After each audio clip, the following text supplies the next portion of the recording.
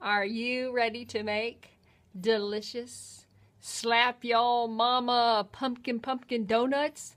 Yeah, I said it. I said the slap your mama because that's what you're really going to want to do. I mean, I understand people like to throw that term around, but I'm telling you what, when I made these, I understood completely what that phrase meant because my mama never made me pumpkin donuts. No one should grow up without having pumpkin donuts. They're too good, and they're not bad for us. Can you believe it? Donuts that are not bad for us. Yeah, okay, how could that possibly be? Well, because don't tell anybody. But they're really muffins cooked in the shape of donuts. I know. Shh, don't tell anybody. Just, make them, let everybody think that they're splurging and ruining their diet or going out the window. But really, it's okay. Everything's fine. All is good. I'm going to do like I did last time. I'm going to watch the video with you and show you what I did because this is one of those times when I was making the pumpkin donuts and I was just doing. And, well, you have to know something about me. I cannot actually cook and talk at the same time. I can focus and cook and make a good meal or whatever that I'm trying to do, it will turn out well. But if I try to talk or share conversation, have a conversation with somebody while I'm in the kitchen doing stuff, something will go wrong, I assure you. So, running the videos like this where we just watch it together, this is much easier and I can do more and produce more videos this way than I can the other way. Okay, so there you go. There goes the end of my Food Network career. Okay, but who needs them, right? Hold off on the pen and paper.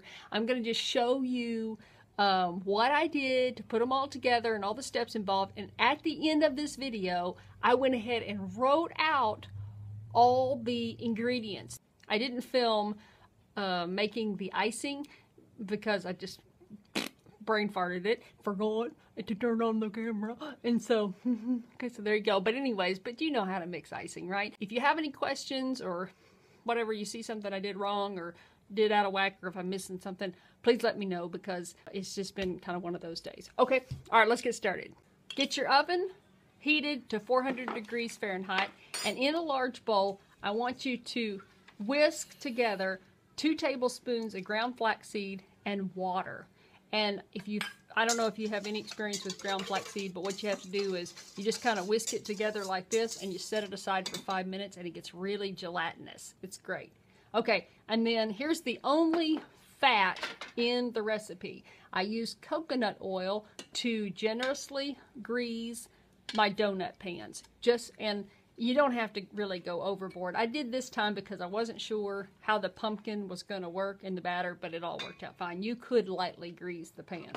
Okay, I'm adding 1 tablespoon of vanilla, 1/2 teaspoon of ground cloves,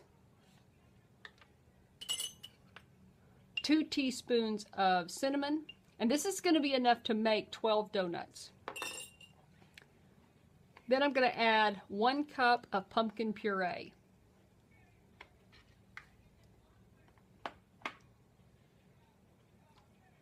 This is where, yes, that's actually a 1/2 cup measurement. This is one of those little glitch moments in my video production.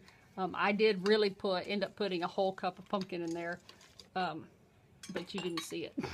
Sorry. Okay, now we're adding I'm adding 1 1/3 cup of evaporated cane juice sugar. And we're going to whisk all that together because that's the way I like to do it. I like my sugar to kind of start dissolving with my wet ingredients instead of I never consider sugar a dry ingredient. Okay, next we're going for the dry ingredients. We're going to add the aluminum-free baking powder, which you can find at your foodie marts, and I have found at Target. It's not a rare item to find aluminum-free baking powder. Why do I buy aluminum-free baking powder? Well, We can talk about that down in the comments below. If you even want to know, just ask me down in the comments below. Okay, and then next we're gonna, oh, I missed that. We're gonna add, that was 1 teaspoon of salt and 4 cups of whole wheat pastry flour. And then I've added 1.5 cups of buttermilk. And the buttermilk I made by adding 1.5 cups of milk and 2 teaspoons of vinegar together. And I let the vinegar thicken up the milk. And then I added that into all my dry ingredients. And you see me here just mixing it up, mixing it up. Yeah, baby. And I just want to get that good and wet. I want a good wet batter. And I thought that was still a little thick, so I gave it a splash more milk. And that could have been I might have added too much flour or something, but I'm telling you, 4 cups of flour, whole wheat pastry flour is perfect. Okay, let me show you this little trick.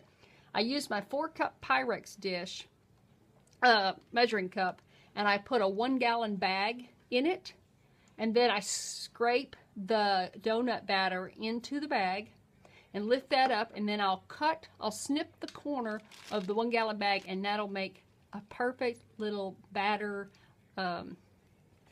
piping bag. See, there you go. Now I'm just piping the batter in there. Now throw it in the oven and bake for 10 to 12 minutes, but no longer than 12 minutes. And then pop those donuts right out on the cooling rack. And of course, in that time that they're baking, make your icing. Get that whipped together. And I used a bowl so that I could turn the donut upside down and just twist it into the frosting. And you can see that it kind of sits right on top of on the donut, but it will kind of melt in. So depending, oh, look at that. Look at that. Oh, if the donut is cool, the icing will just sit right on top of the donut. If the donut's still pretty warm, the icing will just kind of melt right into the donut. It just depends on how you want to do it. I kind of worked, both. Look at that. There's Maggie. She's like, oh, baby. Oh, yeah, baby. Yeah, this girl is happy. These are her favorite donuts ever. There's the recipe. Y'all have fun. Let me know how it turns out. Bye.